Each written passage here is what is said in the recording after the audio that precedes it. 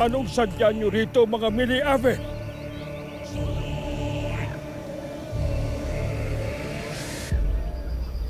Walang iba kundi ang iyong balintataw. Akin na yan. Bulag.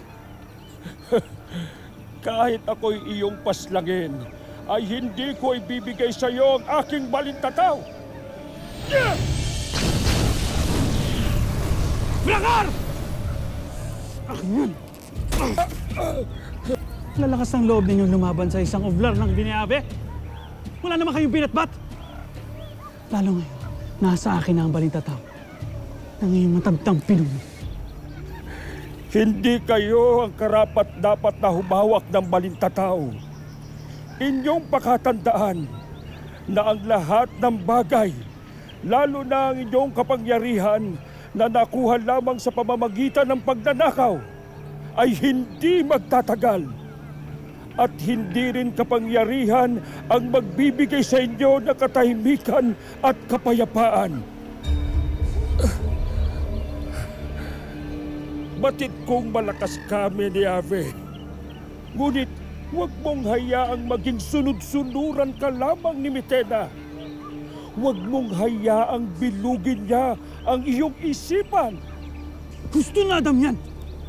Sapagkat hindi magtatagal ay matatapos din ang nakabubulag na dilim at nakapanginginig na lamig.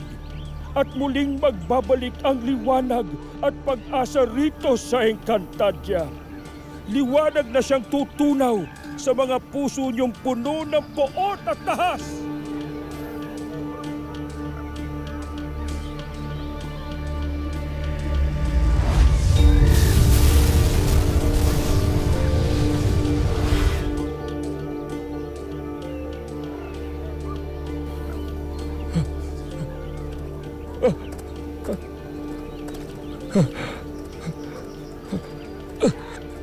Ang aking balintataw. Maraming salamat sa lahat ng tulong mo kay Tera. At pati na rin kay Mona.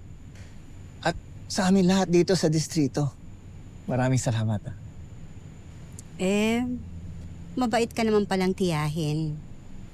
Kahit medyo masungit minsan, madalas pala.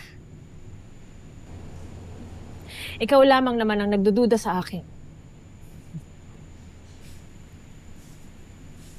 Ngunit Tera, ako'y labis na nagagalak sapagkat napatunayan ko na taglay mo ang tapang at puso ng isang sangre. Karapat-dapat kang mamuno sa mga itinakdang tagapagligtas ng Encantadia. Encantadia? Kaya ngayong maayos na ang kalagayan ng iyong pamilya at mga kaibigan sa mundong ito. Panahon na upang tuparin mo ang ating napagkasunduan. Kasunduan? Anong kasunduan?